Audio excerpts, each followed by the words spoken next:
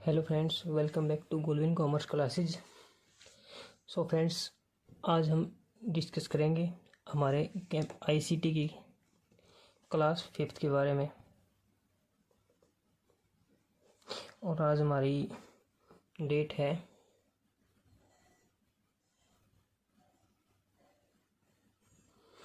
और आज हमारी डेट है 3 अगस्त 2020। पहले गाइस, अभी तक हमने पढ़ा था क्लासिफिकेशन ऑफ कंप्यूटर। वो थी हमारे साइज के बेस पे, वर्क के बेस पे और पर्पज़ के बेस पे। आज हम देखेंगे कंपोनेंट ऑफ कंप्यूटर। सो आज हमारा टाइटल क्या है? Component of computer. ये है हमारा आज का topic. Well guys, component of computer क्या होता है? जैसे कि हमें पता है कि कंपोनेंट होता है किसी भी चीज़ के पार्ट्स। पहले पार्ट्स किसी भी चीज़ के हो सकते हैं, हमारे बिजनेस के पार्ट्स हो सकते हैं। सो इसी तरह हमारे कंप्यूटर के भी कुछ पार्ट्स हैं।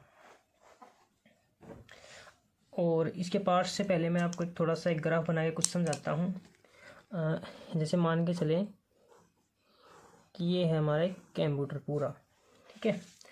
और यहाँ पर है हमारी आईपी यानी कि इनपुट यूनिट, ठीक है, जो हमारे कंप्यूटर को कमांड देती है। और यहाँ पर है हमारी ओपी यानी कि आउटपुट डिवाइस। पहले जो ये बच्चा है ये है हमारा सीपीयू। सीपीयू मतलब central processing unit. Central processing unit ये हमारे सीपीयू की फुल फॉर्म होती है। आईपी और ओपी की फुल फॉर्म आपको बता चुका हूँ, यानी कि इनपुट डिवाइस, आउटपुट यानी कि आउटपुट डिवाइस, ठीक है। वेल गाइस, अब बात आती है सीपीयू की। सीपीयू में क्या क्या होता है? वेल गाइस, सीपीयू में हमारे बहुत सारी चीज़ होती हैं, जैसे सीयू है, एएलयू है, स्टोरेज यूनिट है, सेकेंडरी स्टोरेज है। वेल ये सभी हमारे सीपीयू के अंदर ही आते हैं।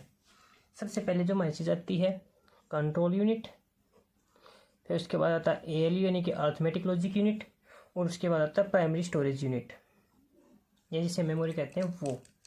लाइक इसके देखो, सीयू यानी कि control unit, ALU arithmetic logic unit, और अगर यहाँ पे हमारी आती है प्राइमरी स्टोरेज यूनिट। यहाँ पर आती है हमारी प्राइमरी स्टोरेज यूनिट, ठीक है। और इसी के साथ में आती है सेकेंडरी स्टोरेज।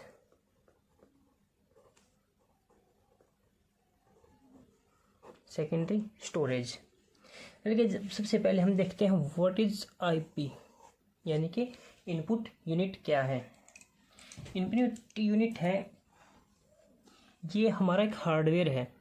क्या ये हमारा हार्डवेयर? लाइक एज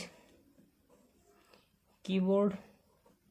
कीबोर्ड पे हमारे स्टैंडर्ड कीबोर्ड पे 104 की होती हैं, ठीक है। माउस, ठीक है। स्कैनर,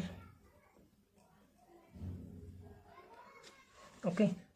और माइक्रोफोन, बारकोड रीडर बहुत सारी हैं। Microphone, barcode reader.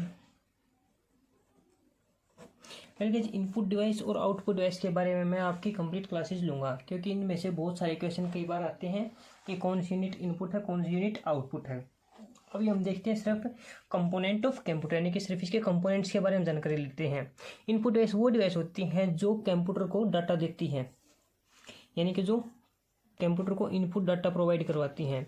यानी कि हमें कंप्यूटर को कोई भी कमांड देनी है तो हम कीबोर्ड या माउस के थ्रू ही कोई कमांड दे सकते हैं, वैसे हम कोई भी कमांड कंप्यूटर को नहीं दे सकते। यानी कि उसके बाद आती है आउटपुट यूनिट।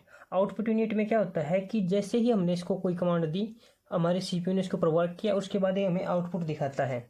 और आउटपुट दिखाता है ये हमारी आउटपुट डिवाइसेज पे, like as LED, printer, plotter, speaker. ये सभी हमारे क्या हैं? ये सभी हमारी आउटपुट डिवाइसेज है, यानी कि जो कुछ भी काम होने के बाद हमें आउटपुट दिखाती हैं। वेल गाइज, उसके बाद हम आते हैं सीधा सीपीयू पे। सीपीयू इसे हम कह सकते हैं mind of computer, mind of computer, computer का दिमाग। ठीक है, इसी के अंदर हमारा ALU भी होता है, CU भी होता है। ठीक है, इसके हम जो पार्ट्स हैं इनके बारे में पढ़ेंगे। सबसे पहले हम पढ़ते हैं CU के बारे में, control unit. Well guys, control unit के बारे में हम देखें तो क्या होता है कि ALU के माध्यम से सारा डाटा आदान प्रदान किया जाता है। कंट्रोल यूनिट का सबसे प्रमुख और पहला कार्य यह है कि हम जिस प्रोग्राम को एग्जीक्यूट करना चाहते हैं यह उससे मेमोरी में क्रम से पढ़कर उसका विश्लेषण करता है और उसका को क्रिया या उसको एग्जीक्यूट करता है। यानी कि गाइस देखो, हम कोई भी इनपुट डाटा वो हम CU के देंगे, यानी ये कंट्रोल यूनिट को, कंट्रोल यूनिट उसको भेजेगा AU के पास। ठीक है, सॉरी, AU के पास नहीं, ये उसे भेजेगा डायरेक्टली सेकेंडरी स्टोरेज में। सेकेंडरी स्टोरेज में हमारी आती है हार्ड डिस्क या SSD सॉलिड स्टेट ड्राइव या हार्ड डिस्क ड्राइव, ये आती है हमारी। क्योंकि हमारा जितना भी डाटा सॉफ्टवेयर जो कुछ स्टोर होता है वो हमारा सारा सब कुछ सेकेंडरी स्टोरेज में ही स्टोर होता है। गाइस, कंट्रोल यूनिट डायरेक्टली यहाँ भेजेगा, यहाँ से हमें हमारा जो सॉफ्टवेयर हमें एक्सेस करना है, जो वर्क हमको करना है, यहाँ से वो प्राइमरी स्टोरेज में आएगा और फिर ALU में और फिर वापस से कंट्रोल यूनिट में आके हमारा वही सॉफ्टवेयर वर्क करेगा। ठीक है, यह पूरे सिस्टम को कंट्रोल करता है, यानी कि कब हमारी इनपुट डिवाइस काम करेगी, कब हमारी आउटपुट डिवाइस काम करेगी, कब ALU काम करेगा, कब सेकेंडरी स्टोरेज डिवाइस काम करेगी, ये सभी चीज़ों को यही कंट्रोल करता है, इसलिए इसी को कंट्रोल यूनिट बोला जाता है। उसके बाद आता है अर्थमेटिक लॉजिक यूनिट यानी कि ALU। ALU क्या करता है, ALU ही इसमें मेन कार्य करता है। ALU का अगर हम देखें मेन वर्क, तो जैसे हमें 2+2 करना है, ठीक है, 2 × 2 करना है, जितना भी हमें मैथ का वर्क करना है या फिर जितना भी हमें बराबर कार्य करना है, छोटी कौन सी चीज़ छोटी कौन सी बड़ी है, ये सभी वर्क ALU में होता है। ये हमारे बाइनरी सिस्टम पे काम करता है, बाइनरी सिस्टम पे काम करता है। ठीक है, यानी कि 1 और 0। ओके, इसमें कई इसमें ये हमारा ALU यानी कि अस्थायी रूप से डाटा स्टोर करता है, यानी कि ये इसके अंदर रजिस्टर होते हैं। इसके अंदर क्या होते हैं, रजिस्टर। इसके अंदर रजिस्टर होते हैं जो बहुत फास्टली काम करते हैं। जैसे कि मैंने आपको बताया था, एक कंप्यूटर की जो स्पीड होती है वो 1 से लेकर 10 मिलियन इंस्ट्रक्शन पर सेकंड होती है, यानी कि 10 MPS यानी कि 10 मिलियन पर सेकंड, ये करीब इसकी स्पीड होती है। ठीक है, यानी कि इस स्पीड को कंट्रोल करने के लिए हमें एक रजिस्टर्स की ज़रूरत पड़ती है जो हमारा इसके अंदर वर्क करता है, यानी कि फिर इसको वर्किंग में लेके आता है। ओके गाइस, उसके बाद रजिस्टर्स यानी कि एक ऐसा साधन है जो डाटा स्टोर करता है, ये बहुत ही फास्ट काम करता है। ठीक है, इसके बगैर हम इतनी फास्टली काम नहीं कर सकते। ठीक है, यानी कि अगर पूछा जाए तो ये रजिस्टर्स हमारे सबसे फास्टली काम करते हैं। हमारी हार्ड डिस्क, रैम वगैरह प्रोसेसर सबसे ज़्यादा फास्ट काम रजिस्टर्स ही करते हैं। वेल गाइस, उसके बाद आती है मेमोरी यूनिट। मेमोरी यूनिट कह लो या प्राइमरी स्टोरेज यूनिट कह लो, इसको मोस्टली स्टोरेज यूनिट ही बोलते हैं। ठीक है, स्टोरेज यूनिट क्या काम करती है, ये जो डाटा को स्टोर करेगी और जो आधुनिक कंप्यूटर्स के मूल कार्य एक सूचना स्टोर करना, इनकी इन्फॉर्मेशन को स्टोर करना और ज़रूरत पड़ने पर उसको वापस से हमें लिए आउटपुट के लिए तैयार करना, ये काम होता है मेमोरी यूनिट में। ठीक है, जैसे हम अपने फ़ोन के भी देखते हैं, फ़ोन का हम पूछते हैं कितना स्टोरेज है, फ़ोन का बताते हैं 128 GB स्टोरेज है, 64 GB स्टोरेज है, 32 GB स्टोरेज है।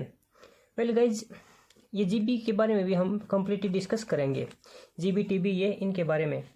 ठीक है, मेमोरी की जो यूनिट्स हैं उनके बारे में। ये हमारे फ़ोन के बारे में कहा जाता है अभी इतना स्टोरेज है फ़ोन के अंदर, यानी कि इतना डाटा हम इसके अंदर स्टोर कर सकते हैं। ठीक है, और यही हमारी हार्ड डिस्क होती है। जो इसकी हार्ड डिस्क होती है वो थोड़ी ज़्यादा बड़ी होती है, यानी कि 1 TB यानी कि 1 TB, 2 TB, 320 GB और इस तरह से बहुत बड़ी हार्ड डिस्क इसके अंदर होती हैं। वेल, इसके अंदर हमारा ऑपरेटिंग सिस्टम भी होता है, जो हमारे सॉफ्टवेयर होते हैं वो भी होते हैं, जो अपनी video, audio, Excel, MS Word की जो भी फाइल्स हम रखते हैं वो सभी इसी के अंदर हमारी होती हैं। वेल गाइस, जो हमारा मेमोरी यूनिट है एक बहुत ही अच्छा और बहुत ही इम्पोर्टेंट टॉपिक है। इसके बारे में हम कम्प्लीटली डिस्कस करेंगे और इसकी एक वीडियो बिल्कुल अलग से बनाएंगे। वेल गाइस, आज मैं आपको एक और थोड़ी सी इम्पोर्टेंट चीज़ बता देता हूँ, मदरबोर्ड। देखो स्टूडेंट्स, इस तरह होता है हमारा मदरबोर्ड और इसी के ऊपर हमारा सारा सर्किट होता है। रैम लगती है, हार्ड डिस्क लगती है, प्रोसेसर लगती है। तो आप इसको ध्यान से देखें और याद रखें। ये एक इस तरह का एक बोर्ड हमारे कंप्यूटर में लगा होता है, ठीक है। इसको बोलते हैं मदरबोर्ड। इसमें सबसे ज़्यादा सर्किट होता है, यानी कि देखो जो हमारा CPU है, ALU है, प्राइमरी स्टोरेज है, ये सभी इसी के अंदर ज्वाइंट होते हैं, इसी के अंदर लगे होते हैं सभी। या फिर जैसे हमें LED जोड़नी है, इसके पीछे जो हमारा इसका आउटपुट लेआउट होता है वहाँ पर हम LED कनेक्ट करते हैं, ठीक है। माउस कनेक्ट करते हैं, कीबोर्ड, प्रिंटर वगैरह वगैरह सब कुछ हम इस मदरबोर्ड में ही लगाते हैं, इसके बैक साइड में, इसके बैक पैनल में लगाते हैं, ठीक है। और जो हमारा ALU है वही भी इसी पे होता है। जो हमारा प्रोसेसर होता है, प्रोसेसर के बारे में मैंने बताया था, i3, i5 डुअल कोर वगैरह वगैरह सब कुछ हमारा इसी पे लगा होता है। जो हमारी रैम होती हैं 4GB है, 8GB है, 2GB है, जितने भी हैं वह सभी हमारी मदरबोर्ड के ऊपर ही लगी होती हैं, ओके। और जो हमारी हार्ड डिस्क बोलते हैं जिसको, वो भी इसी के ऊपर लगी होती है। यानी कि अगर हम बोलें तो एक मदरबोर्ड के बगैर हम कुछ भी काम इसमें नहीं कर सकते, ठीक है। इसके ऊपर कनेक्टिंग पॉइंट्स होते हैं, क्लियर।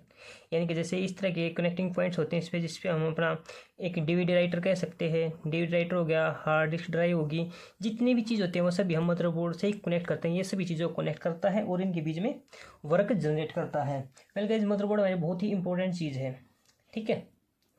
और इसे हम बेस बोर्ड भी कहते हैं, सिस्टम बोर्ड भी कहते हैं, लॉजिक बोर्ड भी कह देते हैं। यानी कि ये सबसे मेन वर्किंग यूनिट है हमारे कंप्यूटर की। Well guys, thanks. सब्सक्राइब गुरु कॉमर्स क्लासेज, ओके। और नेक्स्ट वीडियो हमारी स्टोरेज के ऊपर होगी।